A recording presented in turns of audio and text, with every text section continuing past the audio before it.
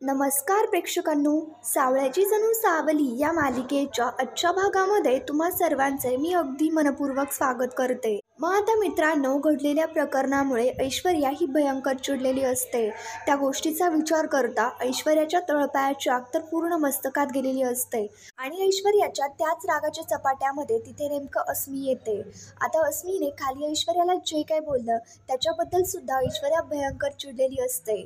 अस्मी इकडे ऐश्वर्याच्या जवळ येते आणि आता ततमम करत ऐश्वर्याची समजूत घालण्याचा प्रयत्न करू लागते, पण मात्र ऐश्वर्या मागचा पुढचा कुठलाही विचार न करता अस्मीच्या अंगावरती धावून जाते, तिची गचंडी पकडते आणि सर्व राग तिच्यावरती काढत तिला म्हणू लागते की कोण समजतेस ग तू स्वतःला? माझ्याच घरामध्ये राहून माझ्याच अगेन्स्ट गेलीस, बघ आता तुला मी सोडत नसते। तू ऐश्वर्या मेहंदळेच्या अगेन्स्ट गेलीयस आणि तुला माझी जागा घेण्यासाठी 7 जन्म सुद्धा पुरेसे पडतील। ऐश्वर्या आता भयंकर चिडलेली असते। ऐश्वर्याने तिची कचंडी पकडलेली असते म्हणून अस्मीला बोलताही येत नसतं। अस्मी आता हळू आवाजामध्ये सांगू लागते की ऐश्वर्या मॅडम, एकदा ऐकून घ्या माझं। ऐश्वर्या मॅडम, माझ्याकडे दुसरा पर्याय नव्हता।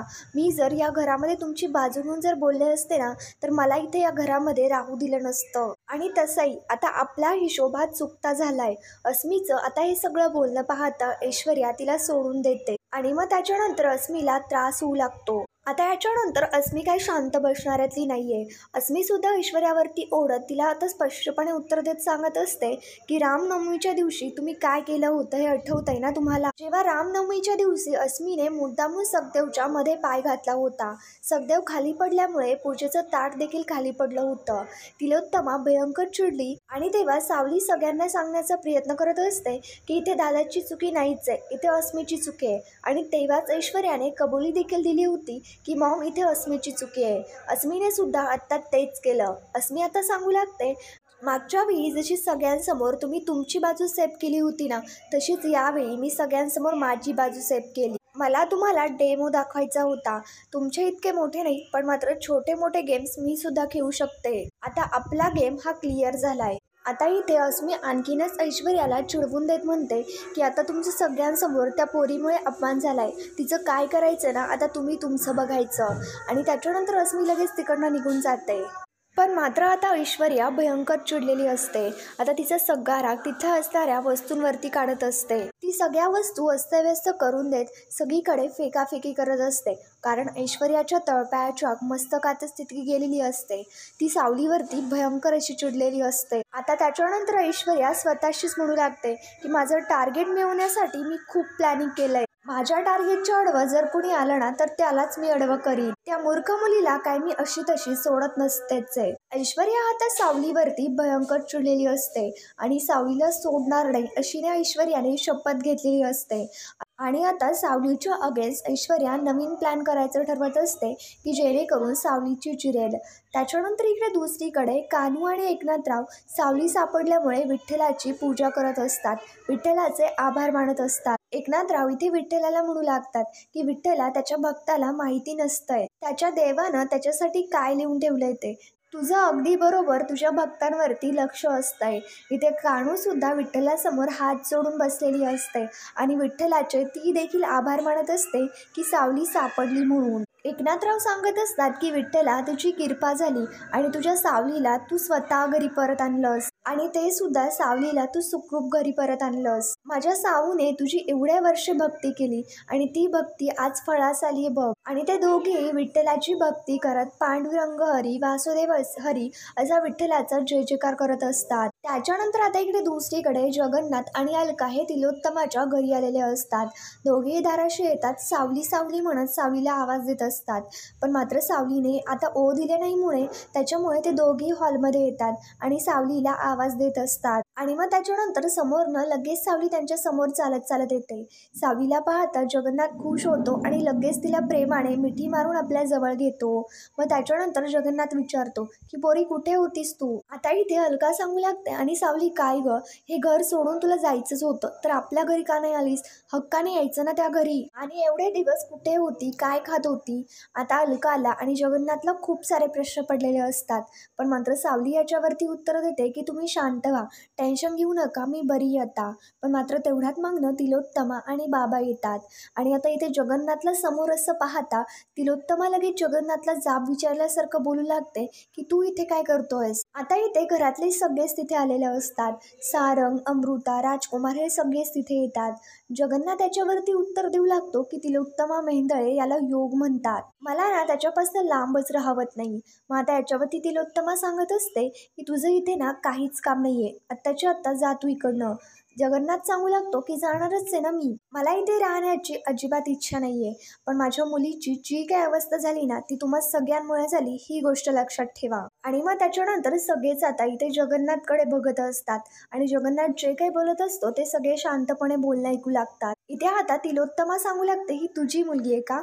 या मानलेल्या नात्याच्या अडवून ना आमच्यावरती चिखलफेक अजिबात करायची नाही. नील आता इथे जगन्नाथला सांगू लागतो की जगन्नाथ ऐका ना, इथे सावली सुद्धा घरी सुखरूप परत आली आहे. आमच्या घरामध्ये सुद्धा सगळं ठीक आहे. हा म्हणजे आमच्या घरामध्ये सगळं ठीक असो किंवा नसो, पण मात्र सावली सुखरूपपणे घरी परत आली आहे आणि त्याच्याशी तुमचं काहीही घेणं देणं नाही आहे. त्याच्यामुळे तुम्ही प्लीज इकडनं जा. जगन्नाथ आता म्हणतो की संबंध नाही कसं काय, लेक आहे ही माझी. तोपर्यंत माझा संबंध या घराशी नक्की येणार, कारण जोपर्यंत माझी लेक या घरात आहे. इथे आता बाबा जगन्नाथला म्हणतात की जगन्नाथ ऐका ना, हे सगळं बोलण्याची आता ही वेळ नाहीये, सो तुम्ही प्लीज या. जगन्नाथ आता सांगू लागतो चंद्रकांतची कसं आहे माहिती का, या घरामध्ये ना काही चांगली माणसं सुद्धा आहेत, त्यांच्याकडनं आपल्याला चांगुलपणाची अपेक्षा होती आणि तिथे सुद्धा घोर निराशा झाली. माझ्या मुलीला घराच्या बाहेर काढलं गेलं, तिला कायमच्या या घराच्या बाहेरच ठेवायचे असे प्रयत्न सुरू होते, तिच्यावरती चोरीचे आरोप झाले. तेव्हा तुम्ही शांतपणे हे सगळं बघत उभे होतात. मला सगळ्यात जास्त या गोष्टीचं वाईट वाटतं. आणि शेवटी हाती काय आलं, माझी मुलगी समंजस आहे, निरागस आहे, हेच सगळ्यांना कळलं. जगन्नाथचं असं ठसकेबाज बोलणं पाहता चंद्रकांत सुद्धा शांत झालेला असतो. घरातले सगळेच आता शांतपणे जगन्नाथचं बोलणं ऐकून घेतात. पण मात्र जगन्नाथ जे काही बोलत असतो ते अगदी खरं असतं, याच्यामध्ये एका शब्दाची देखील खोट नसते. जगन्नाथ आता सांगू लागतो काय होतील उत्तमा मेहेंदळे, एवढं मोठं एम्पायर तुम्ही उभं केलं, रूपम कॉस्मेटिक कंपनी उभी केली आणि काय हो, तुम्हाला साधी माणसं सुद्धा ओळखता येत नाही. डोळ्यावरती तुम्ही जी अहंकाराची पट्टी बांधून ठेवली आहे ना, त्याच्यामुळे माणसं दिसण्याचा काय, माणसं ओळखण्याचा सुद्धा तुम्हाला प्रश्न येत नाही. जगन्नाथ हे जे काही तिलोत्तमाला बोललाय त्याच्यामुळे सारंगला खूप राग येतो. आणि मग आता सारंग लगेच इथे जगन्नाथला मोठ्याने ओरडत जगन्नाथ अशी हाक मारून म्हणतो की काय हो जगन्नाथ, कसं वाटलं मी तुम्हाला जगन्नाथ म्हटल्यानंतर?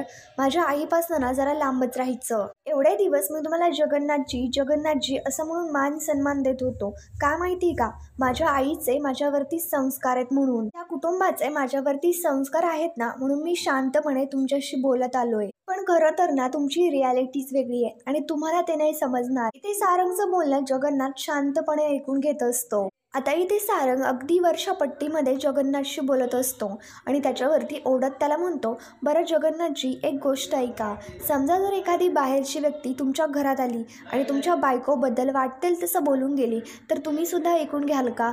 मग आम्ही सुद्धा आमच्या आईबद्दल कसं काय ऐकून घेणार? तुम्हाला माझं जे काही करायचंय ना ते करा एकदाचं, पण मात्र माझ्या आईचा अपमान नाही करायचा.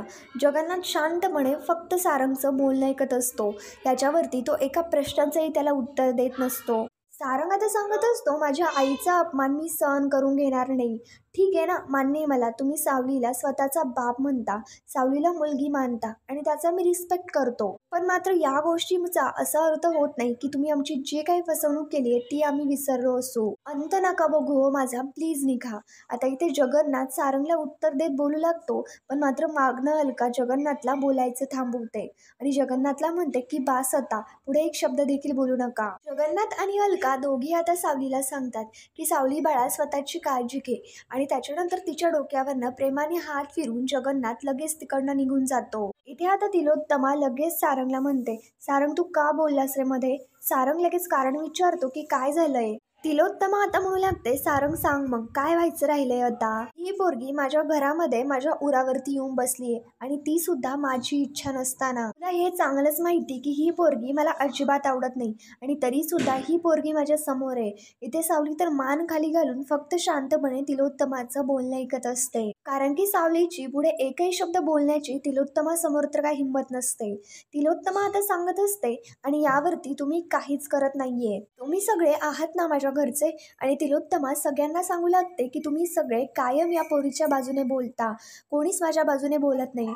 आणि सारंगला सुद्धा सांगू लागते, तू सुद्धा कधीच माझ्या बाजूने बोलत नाहीस. तिलोत्तमा सांगत असते, तो जगन्नाथ तर बाहेरचा आहे, तो परका माणूस मला वाटेल तसं येऊन बोलतो आणि तुम्ही सगळे फक्त ऐकून घेता. त्याची तर इच्छाच आहे मला अपमान करण्याची. त्याला तर असंच वाटतं की मग असं तडफडत मरावं. पण तुमच्या सगळ्यांचं काय, मला माझं कुटुंब हवं ही गोष्ट कळती का सारंग तुला. सारंग व बाकी घरातले सगळे शांतपणे तिलोत्तमाचं बोलणं ऐकत असतात. तिलोत्तमा सारंगला आता म्हणते की मला एक सांग की तुझ्यामध्ये आणि त्या जगन्नाथमध्ये नेमकं काय फरक राहिलाय आता. तुम्ही सगळेजण फक्त शांत राहता. आणि मग त्याच्यानंतर तिलोत्तमाला असं चिडलेल्या पाहता सारंग आता तिलोत्तमाला शांत करत म्हणतो की आई प्लीज शांत हो, कुठलीही गोष्ट मी नाकारत नाहीये, पण मात्र सावली नेमकं कुठल्या अग्निदिव्यातून आली ना आई ती तरी गोष्ट समजून घे. तिलोत्तमा मात्र भयंकर चिडलेली असते आणि आता म्हणू लागते की नेमकं ती कुठल्या अग्निदिव्यातून आली आहे, ती नेमकं कुठून आली आहे, ती नेमकं काय पापी आहे, ती काय दोषी आहे, ही कुठलीच गोष्ट मला ऐकूनच घ्यायची नाहीये. तुमच्या या सगळ्या कृत्यामुळे ना माझा काहीच फायदा होत नाहीये, मला काहीच मिळत नाहीये. मला बाकी काहीही नको, मला फक्त आणि फक्त माझं कुटुंब हवं आहे. माझं आधीचं कुटुंब द्या मला परत. माझं फक्त साधं सरळ असं आयुष्य होतं, माझं किती प्रेमळ कुटुंब होतं. असं नव्हतं की आपल्या घरामध्ये काही संघर्ष नव्हते, काही प्रॉब्लेम नव्हते, पण मात्र आपण सगळे त्यासुद्धा सिच्युएशनमध्ये एकत्र होतो. आपण आपल्या सगळ्या प्रॉब्लेम्सला एकत्र सामोरं जायचो. आठवतंय ना तुम्हा सगळ्यांना. मग तीच माझी माणसं कुठे गेली. हे सगळं कोणामुळे होतंय तू विचार एकदा तुझ्या मनाला. हे सगळं या पोरीमुळे होतंय. ती जेव्हापासून या घरामध्ये आली ना तेव्हापासून या माझ्या घरामध्ये नुसते सगळीकडे प्रॉब्लेम सुरू झाले. आता तिलोत्तमाला असं वाटत असतं की सावलीमुळे सगळं काही होतंय. तिलोत्तमा आता म्हणत असते, आहे का या पोरीची लायकी माझ्या घरामध्ये राहायची, तुझी बायको म्हणून राहायची, आहे का हिची लायकी. कारण आता तिलोत्तमाचं बोलणे शांतपणे ऐकतो, पण मात्र तरी सुद्धा तो सावलीच्याच बाजूने असतो. सारंग इकडे तिलोत्तमाला सांगत असतो, अगं एकदा तरी तिची बाजू ऐकून घे ना.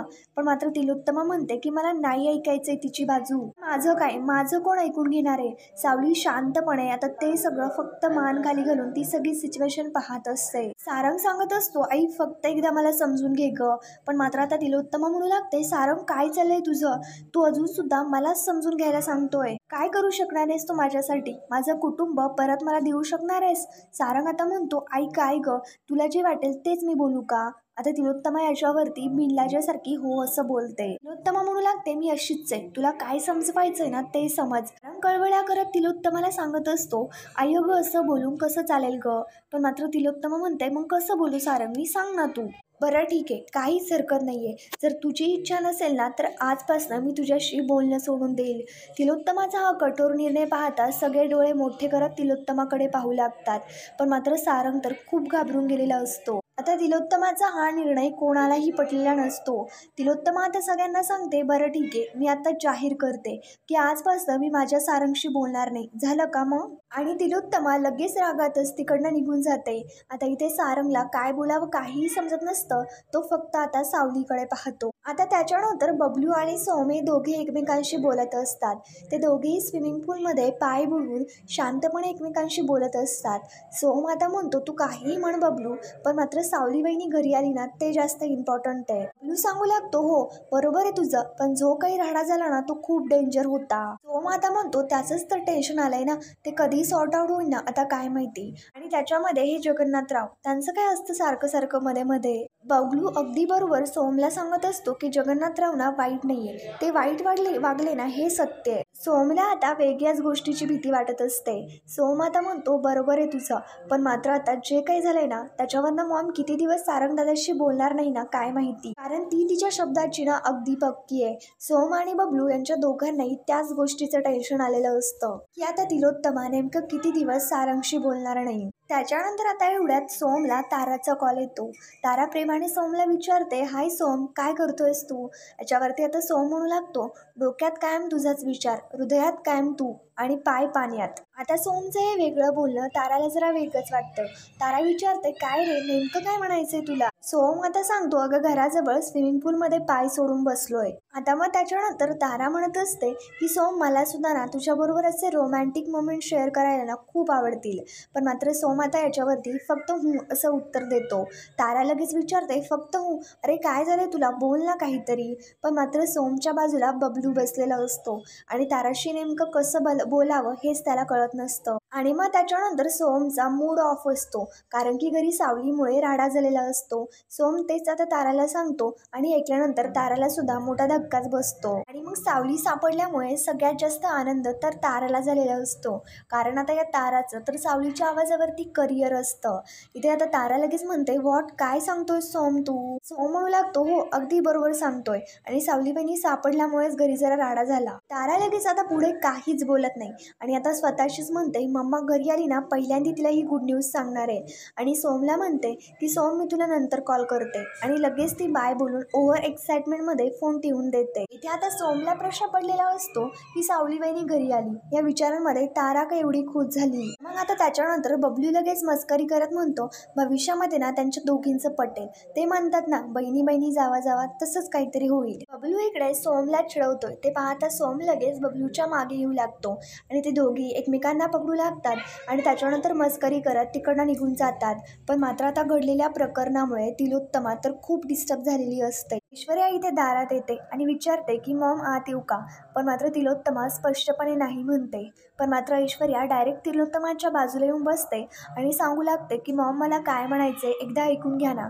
पण मात्र तिलोत्तमा सांगत असते, ऐश्वर्या मी तुला सांगितलंय की नाही म्हणून. तिलोत्तमा घडलेल्या प्रकरणाबद्दल खूप डिस्टर्ब झालेली असते आणि तिलोत्तमा सांगते की ऐश्वर्या, मला कोणाशीच बोलायचं नाहीये, तू पटकन जा इकडनं. पण मात्र आता इथे ऐश्वर्या म्हणत असते, मॉम मला सगळं काही मान्य आहे, मला ही गोष्ट मान्य आहे की माझ्याकडनं चूक झाली, पण माझ्याकडे दुसरा कोणता ऑप्शनच नाही उरला. सारंगसमोर तुमचा त्यागा पाहिला, पण मात्र त्या मुलीच्या येण्याने सगळं काही स्पॉइल झालं. मॉम, मला ती मुलगी अजिबात आवडत नाही, ती मुलगी या घरामध्ये राहिलेली हे सुद्धा मला आवडत नाही.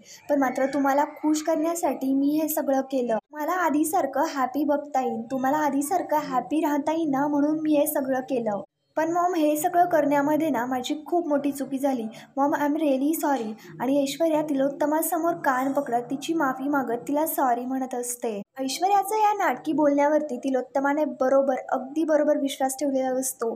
तिलोत्तमा आता सांगू लागते, ऐश्वर्या, मला माहिती आहे की तुला माझी काळजी आहे, तुला या घराची काळजी आहे, तू या घराच्या हिताचा कायम विचार करत असतेस. पण मात्र या सगळ्या गोष्टीसाठी हा मार्ग नाहीये आणि तिलोत्तमा मेंदळे कधीच चुकीच्या गोष्टींचं समर्थन करणार नाही. आता इथे ऐश्वर्या तिलोत्तमाला सांगत असते, मॉम, तुम्हाला काय वाटलं, ती मुलगी खूप साधी सरळ आहे, किती इरिटेटिंग आहे ती मुलगी. तिलोत्तमा आता सांगत असते, जाऊ दे, तू तिचा विचार अजिबात करू नको, तिच्या कर्मांची जी काही शिक्षा आहे ना ती तिला बरोबर मिळणार आहे. पण आपण आपली तत्व कधीच सोडायची नसतात. ऐश्वर्या, मला प्रॉमिस कर की यापुढे तू कधीच काही चुकीचं करणार नाही की ज्याच्यामुळे तुझी मान खाली जाईल. ऐश्वर्या लगेच बिनलाजासारखं तिलोत्तमाला प्रॉमिस देत म्हणते की mom, I am really sorry, मी पुन्हा याच्या पुढे कधीच असं करणार नाही. आणि ही भोली तिलोत्तमा लगेच इथे ऐश्वर्याच्या बोलण्यावरती विश्वास सुद्धा ठेवते. ऐश्वर्याने इथे तिलोत्तमाचं मन तर जिंकलेलं असतं. ऐश्वर्या तिलोत्तमाला मिठी मारते आणि म्हणते, Maugham, I am really sorry. आणि आता थँक्यूसुद्धा बोलते की जेणेकरून तिलोत्तमाने ऐश्वर्याला मॅप केलं. मग त्याच्यानंतर ऐश्वर्या आता स्वतःशीच म्हणते की यापुढे मी अशी काळजी घेईल की माझी मान खाली जाणार नाही आणि माझी एकही चुकी पकडली जाणार नाही. पण मात्र त्या मुलीला मी या घरातून बाहेर काढणारच. तर मग मित्रांनो, आता नेमकं पुढे काय होतंय? सारंगने सावलीसाठी खूप प्रेमाने गजरा आणलेला असतो. सावली आणि सारंग एकत्र असतात तेवढ्यात लगेच अस्मी तिची बॅग वगैरे घेऊन इकडे सारंगच्या जवळ येते आणि सारंगला सांगते की सारंग, निघते मी, सगळे हिशोब आता क्लिअर झालेत. आणि सावलीची सुद्धा माफी मागत तिला म्हणते की माझ्यामुळे तुला एवढा त्रास झाला, आय एम सो सॉरी. आणि मग त्याच्यानंतर इकडे अस्मी तिलोत्तमाकडे आलेली असते. मग आता तिलोत्तमा नेमकं अस्मीला घराच्या बाहेर जाऊ देणार की नाही. सारंग तर एक शब्द देखील आता अस्मीला थांब असं बोललेला नसतो. पण मात्र तिलोत्तमा अस्मीला थांबवते की नाही आपल्याला उद्याच्या भागामध्ये कळणारच आहे. त्याच्यासाठी आमच्या चॅनलला सबस्क्राईब करा आणि व्हिडिओ आवडला असल्यास नक्की कळवा. Thank you for watching. धन्यवाद.